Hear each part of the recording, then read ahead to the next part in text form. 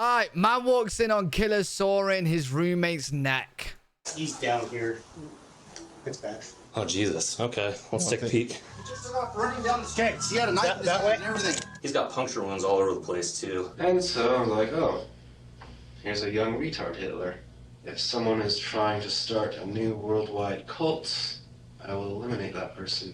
On March 10th, yeah, 2020, he's insane, bro. officers with the Idaho Falls Police Department are called to a home after one of the residents witnesses a bone-chilling crime. As investigators plunge into a case brimming with appalling discoveries and a suspect on the run, they encounter a twisted tale of cultish accusations and mental disorders. However, nothing prepares them for the twisted motive they will uncover at the end of this heinous crime. On a chilly evening, 31-year-old Aaron makes an urgent 911 call when he encounters a horrifying scene. The following videos have never been seen or heard before. 911, where's your emergency? This guy named Douglas, he just killed Hans. I don't know what his name is. His last name, Hans. Aaron lives with 5 other individuals in a home dubbed the Graduate House, run by a local nonprofit that offers alternative housing options for those in need. Oh, wow, okay. Off running down the street. Is he breathing? No, he's not. Hans is not breathing. Even though Aaron is panic-stricken, he somehow manages to gather his composure and relay vital details to the operator. He ran down towards Common Sense, towards that direction. Who's the male that stabbed him?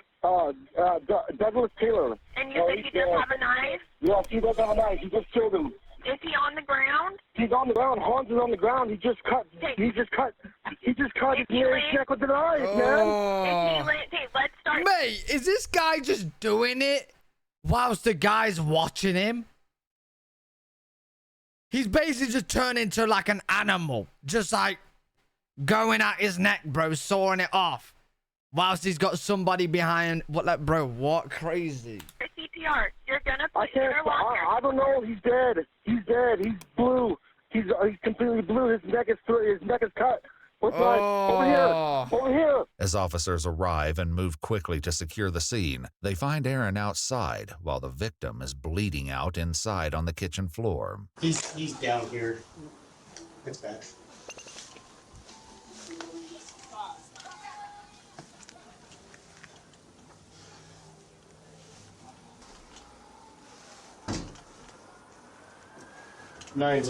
Myself and 1-7 are clearing the house. Good.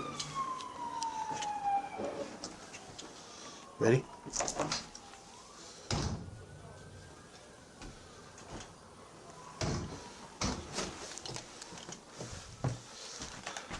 Inside the house, officers Kelly and Picard find the lifeless body of 51-year-old Herman Hans Warlin lying in a pool of blood. We got a back door. Running down the street. Just had we don't know yet. He had a knife in his hand and everything. So who's the guy? Do you know the guy? Yeah, Ben. Talk to me. Here, just talk to me, man. Douglas Taylor just killed Hans. The dude, he cut his throat with a knife. I need you to stick with me, man. If we're gonna find this guy, who is he? The way he says he's cut his throat with a knife, I'm guessing it's like some handheld one. His name's Douglas Taylor. He has brown hair. It goes over his eyes. Not a machine and he one. has he's wearing a brown jacket and a brown pants with brown boots. He ran off towards Common Sense with a knife. Okay. I woke up. I was asleep. I heard him fighting. He goes, "No, stop, please, please." And that's all I heard. And I came upstairs and he was laying on the floor with blood all over him. Okay. Connor. Where's he at, Karen? He's right here, but hey, wait, come this way. Come this way, Connor. This way. This way. Hey, do you want me to Connor! Just hold on. Hey, go grab the airway bag. Okay. Oh, Jesus. Okay, let's take a peek. Okay. What's good, monkey? Just try not to touch disturb. All other fire units incoming can slow down. Even though all hope appears to be lost for the victim, Hans, paramedics continue to check on him. Watch where you stop, please. Okay. You step right back out then. So, he's right there. Let's just clear this real quick. Bro, where's the killer, mate? I'll pie this room on the left. If you want to hold it forward, Karen. Looks like it's a bathroom. There's a shower curtain. I'm gonna go in. Good luck. FBI, open up. Okay, shower's behind the door, so I can't see. Clear. Oh, I thought he was in there. Back upstairs, paramedics huddle over the... Mate, the way she's checking that, bro, I'd be more hesitant because, like, what if he was in there with a knife lunging? victim to document the injuries. Hey, Maddie. Yeah. You want to take her witness? Then again, she's got a gun out, We're so. gonna get 4 lead here. Parkins wants a 4-lead ran, so. What's that? Parkins just wants a 4-lead ran. Okay. So just so. He's got puncture wounds all over the place, too. Is he? Yeah. Oh, God, please. What's up? It's working. Oh, it's working. Doing the whole deal? Huh? What's working? What just happened? Oh, God, please. What's up? It's working. Oh, it's working. Doing the whole deal? Wait, he's not dead?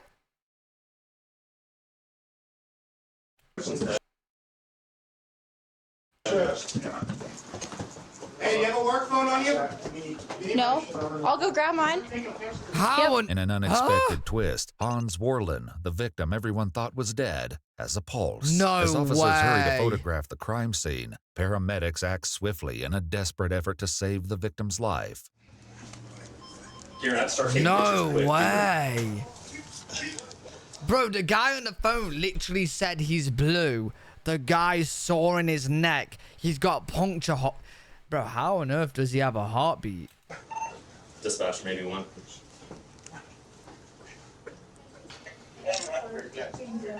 Call her, recognize we have a full trauma activation. We have an estimated 35-year-old male, cardiac arrest. He is in PEA. Chet, I think we just move him and just get him out of here. I think it's our best bet. Jesus. It's good. No, that's crazy if he survives. Logistically organize them.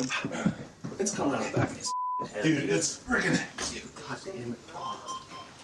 Dude, I don't know. Who? Keep going, keep cranking, keep cranking. Yo, I actually think the cops don't even know, like, they're shocked that he's still alive. Like, you can hear it in their voice. They're genuinely shocked this guy is still alive. Oh, God damn it.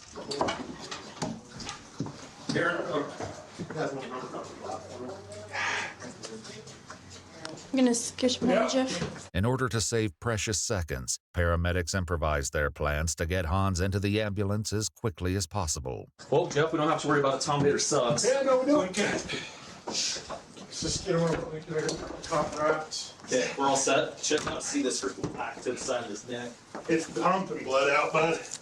Pumping it. All right, let's just roll. Oh, wait, what? Is every, like, heart pump that they're doing, every time they do this, more blood is squirting out? So they're just doing this and it's just squirting out a load of blood from his neck.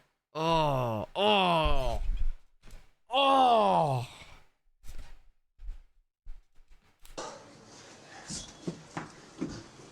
Clot too. Damn, bro. Pull that arm. That arm. Let's get it squared out a little bit. What changed? He's got rhythm or what? Yeah, he's in PEA, dude. Yeah, James. Yeah, this guy's the victim. This guy. Wait, what? Who don't think he's the victim? This guy's this guy ain't the guy they're looking for. This guy is the one who been stabbed in the neck. Boys, you ready? Yep. It's gonna drag. His legs, they're up south. Get him up. All right. Watch his hands. I know, I'm trying to get it clock.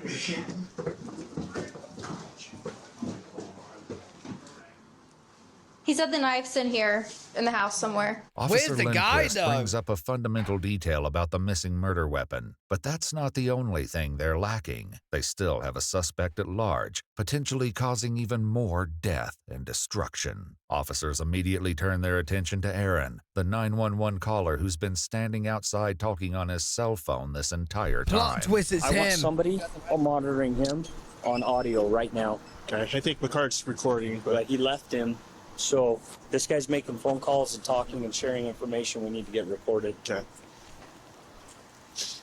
Tape it. Hey, you got that? Tape it. Everything. Yeah. Before Aaron has a chance to talk to anyone else, Detective Albright records his statement. But the more Aaron reveals, the more uneasy the detectives become. Okay. The detective begins his questioning by asking about his roommate, Douglas Taylor, the man Aaron identified as the perpetrator on the call earlier. So, Doug, what time did he leave this morning? Like 4:30 in the morning. 4:30 in the morning. Something like that, yeah. Well, do you know where he was going? No, I don't know where he went. Does he work or anything? No, like he doesn't that? work either. He just got released out of a hospital, too. Oh, really? From what I understand. How long has Doug been living here? Only a month. Only a month? Yeah. Detectives will later uncover the deranged reason that caused Douglas to mercilessly assault a roommate, but for now, they continue speaking with Aaron. So, Doug got released a month ago or so. Yeah. And then he shows up here. How was he when he first arrived? Kind of peculiar. Just doesn't want to talk to people. Doesn't want to interact. The manager of the group home arrives on the scene and provides officers with more valuable details about their missing suspect. So is this like a group home or what is it?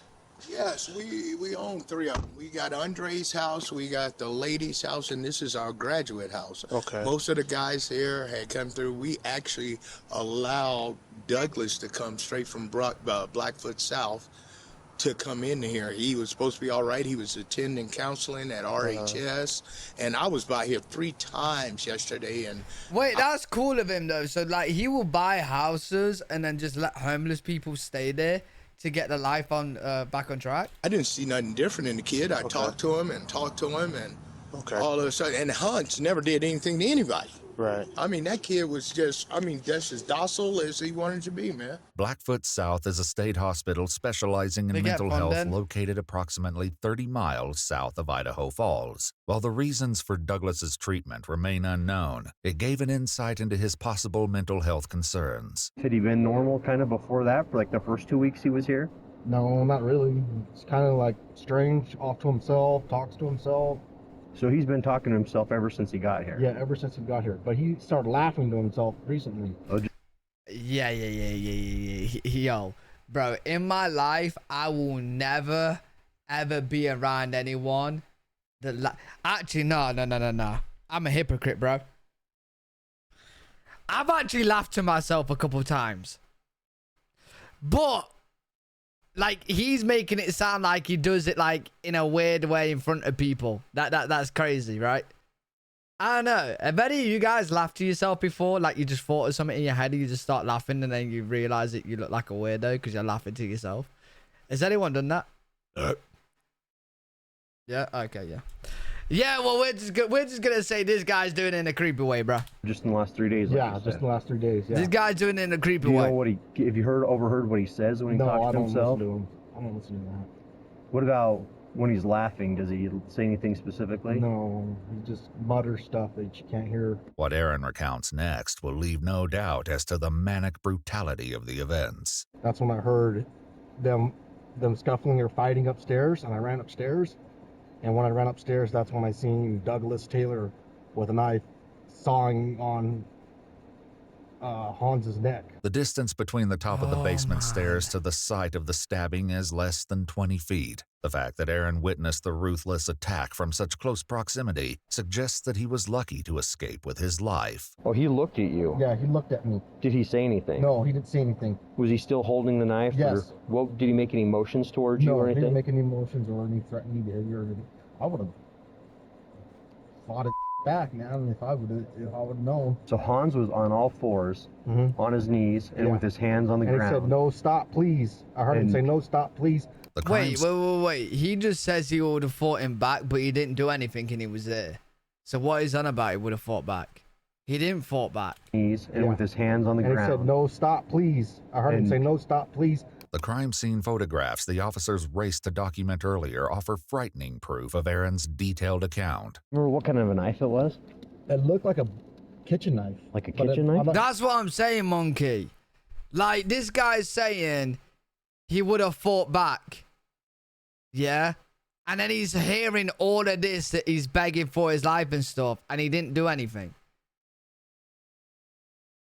So like, why are you lying right there saying you would have fought back? Because you had the opportunity, you didn't. You know what I'm saying? Sure, but they found there's a red knife laying on the floor in there in the living room. That might be the knife. I'm not sure. But it looked like a kitchen knife that they had with a brown handle on it. Do you remember if it had a serrated edge? Or yes, it had a serrated sawed edge. Oh, that makes sense because you used that phrase, he was sawing at his head. Yes. Around his neck. Wow. The description of the weapon should help officers locate it quickly if the suspect did, in fact, leave it at the scene. But Aaron is about to share a curious detail regarding the relationship between man, bro. Getting your neck sawed is disgusting, man. Like, that's gross. the victim Hans and his attacker Douglas. Did it seem like previous to this, he had gotten along with Hans, or? Yeah, they would sit in the kitchen for hours on end sometimes. Oh, really? Yeah. So is it fair to say that Doug and Hans got along better than maybe Doug and other people? No. No? No one really got along with him. No one really talked to him. Nobody really, and that's why I was asking, because earlier he had said that he wasn't very sociable. No, he wasn't very sociable. Hans is a friendly, nice guy. Uh-huh. But Douglas is not. As Aaron's interview comes to an end, officers are still left wondering about the motive behind the assault and the location of the missing perpetrator. Through all of this, Hans' life still hangs in the balance. Still alive? Wow. Back here and somebody at the lab. Here. Put here. Casey, you see you down there? You got to this. You also need your driver to the ladder trail. When we get that top off, let's work on vascular access. Where's that other? Hang on. As paramedics proceed to provide Hans with preliminary treatment, they're unprepared to witness the scope of the numerous wounds that will be revealed later. All right, good lung sound. Good lung sound. Nice. There we go, boys. There we go, boys. Just hold on to that spot. Dude, I can't believe you had a rhythm. I cannot believe you had a rhythm. It just happened. It's hard to for real. Is the bagging still going okay? Yeah. Outstanding. Yo, I love how these guys are treating this like, you know, like when you're at a sports game and your team's just done a comeback and now they're winning, bro. I feel like that's how they're reacting right now, but I'm all for it, bro, because they're keeping him alive. So good on him. Good on him. Okay, everyone slow and methodical on the way in, okay? Cut that off. Yep. You're shut down. Everyone slow and easy on the way out. With the suspect at large and a grievously injured victim, I it can't seems that the believe it's dispatch alive, staff has bro. only added more pressure on the officers. He coded, right? They got a pulse back or something. If he goes, collect all his clothing. Okay. Were you listening to the radio? It came out as like suicide. Dude, she wouldn't spit it out. I know. So she I was sitting there getting dispatches- pissed off, like I was cursing. Well, she dispatched 3, so already I'm like, oh, this is gonna be good, right? Yeah. And then it just her dispatching like it's terrible. What? Lift up, lift up. There we go. It's bad. I think he looked gone when I Not the entered. soonest, but we're not done, boys. I don't know. Mate, I can't believe he's still alive, bro. He's had his neck sword punctured, and he was like, the guy was saying he was blue, like fully blue. What's good, Des? How you doing, Des? Seatbelts. Okay, you guys want to get him turned over, or whatever doctor is taking him. Is it you, Roseburg? Okay. It's a doe. He's got his left to his left carotid. His trach has been cut. He's got multiple superficial stab wounds. They worked him because he's PEA. We're gonna need him. Make sure that one on the list. Bine, thank you so much for the 8-month sub. Thank you. Last day of school for the year. So many students were crying, and then I started. Oh wait, really, Bine? Congratulations, though, right? Is it your final year or not? I'll let you. Do you have a Sharpie? I can get one. Yeah, why don't we do that so I can start marking stuff? Amid the hectic scene in the trauma room, doctors need critical information, but Officer Lindquist is about to have another breakdown in communication with the dispatch operator. When did this come in? Oh my god, there's a lot of people in that room. Stabbing. They'll tell me to say, 2-2, can I get time of call for the hospital? You mean the time that you were on scene there, or the time that we notified him of the call? The time the call came out. Are you on the main? Yes. Charlie, I don't know how hard it is for anybody to look at the time the call came out and tell me that. Well, you didn't go across that time. 2-2, any unit with a computer in front of them, can you please advise the time the call came out? The hospital needs that. 2-2, the call came in at 22. Hey, yo, hey, listen, they don't like this dispatcher. I'm feeling tension with this dispatcher, bro. 2:25.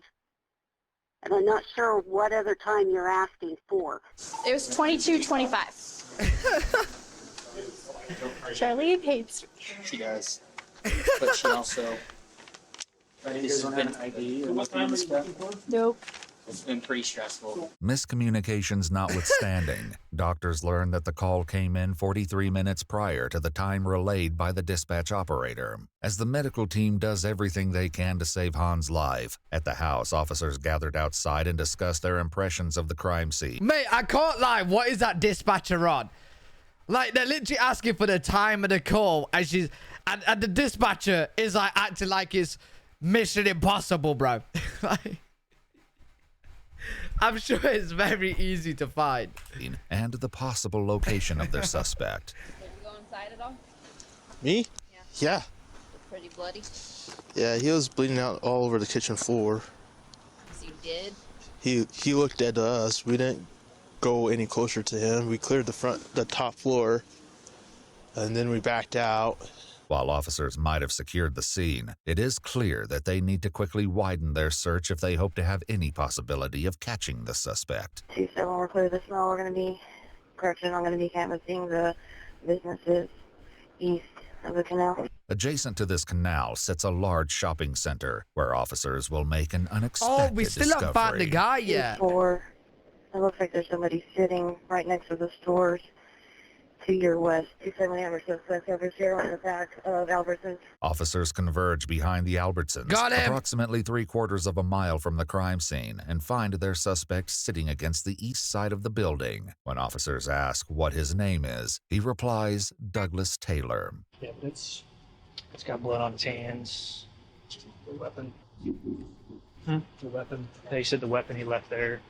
9041. Your suspect is saying the knife is there in the house, though.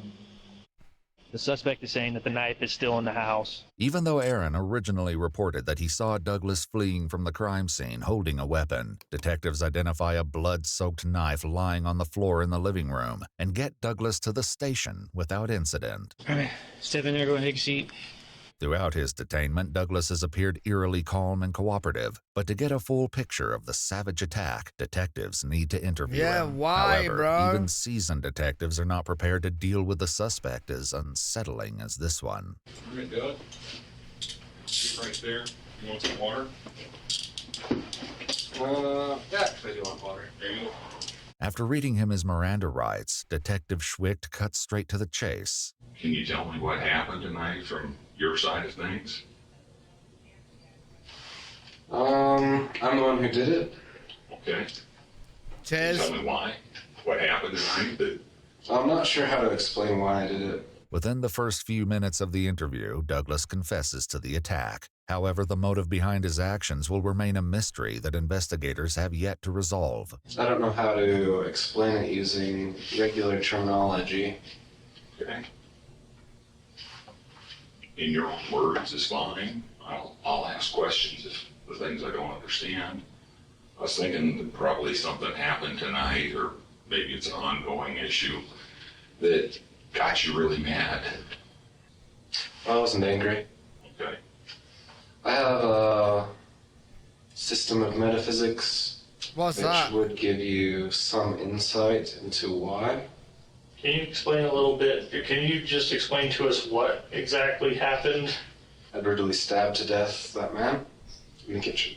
It should be noted that Douglas doesn't know that Han still clings to life and casually reveals a morbid series of events. I hope he Based on what happens survives, bro. later, everything he says will be called into question. You said it should have resulted in death. If he survives and pulls through, is that going to be a problem for you, or There was no chance of survival. did you make absolutely certain that the way you stabbed him was definitely going to kill him? Where did you stab him on his body? Because I haven't seen this guy. Oh, I slit his neck open. Oh. He should have bled out completely. Did you stab him more than once? Yeah. Were you really mad at him? No. Sorry, I guess I asked you that before. I mean, when you're doing it... Yo, the fact that you're not mad or there's no, like, motive, bro, and you're just there stabbing someone's neck, like, what is wrong with you, man? You have to do it in a precise manner, of course. You know, and like if he's going to defend himself, or try to talk back, or try to prolong, then it becomes more incremental until you just finally make the final kill. Double 5-7 for the prime, double. But I think I stabbed him about 15 times until the final slit to the right side of his neck. 15 times! Piercing through all those veins on the side. I witnessed him begin to bleed profusely. Yeah, bro, how is he still alive? So, yeah. Meanwhile, back at the Eastern Idaho Regional Medical Center, an inevitable tragedy strikes. Did they just call it? It was loud. Okay. I called Harkness and let him know Rose already let. They called it. Yeah. Hans had succumbed to his grievous injuries, turning the case into a murder investigation. I thought like the back of his head was all disconnected on scene. Wait, what? I thought like the back of his head was all disconnected. The back of his head was all disconnected. Oh. On scene. Is that one right there on his forearm? We lost too much of the wire. Les on face so much for the prime, Les. Yeah, how you doing, Les? You good? What? A lot of stab wounds. I know. 2 days later, during an autopsy, medical examiners... Hey! Where's my face gone? Why is that? Bro.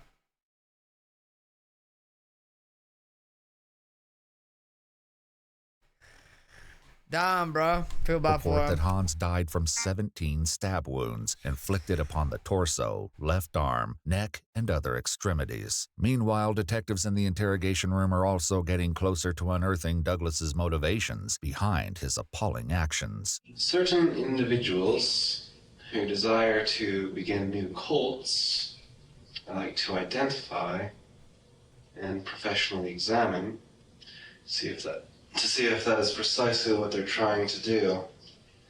If someone is trying to start a new worldwide cult, I will eliminate that person.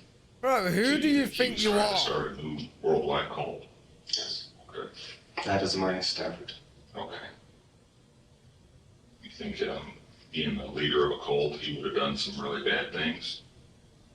There are enough religions on this planet. Like too many. So we'd be better off with fewer of those. Yes. While it's highly doubtful that Hans was indeed starting a cult, Douglas goes on to explain the reasoning behind this horrifying belief and his subsequent decision. Did he share his beliefs, probably his mythology and stuff like that with you? Did he tell you about that? To a degree. You tell I'm an atheist and I don't tolerate proselytizing. Was that what he was doing, proselytizing to you about his beliefs? Strangely, yes. Man trying to start a new cult. Not the right idea. Tries to reduce all of the world religions to some German mythology. Yeah, this guy really thought one guy was gonna make everybody drop their own religion and join this. He really thought this one guy, Hans, was gonna do that. It makes us think like people who understand some mysterious concept are the true rulers of all the different nationalities. Yeah, this guy's a weirdo. Peoples.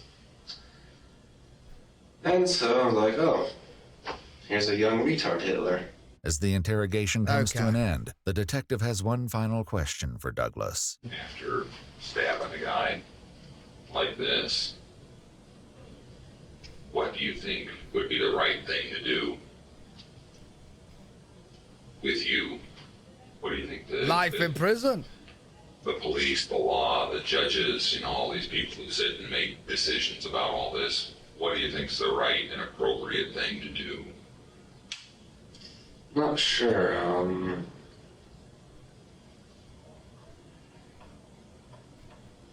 Jail, then prison?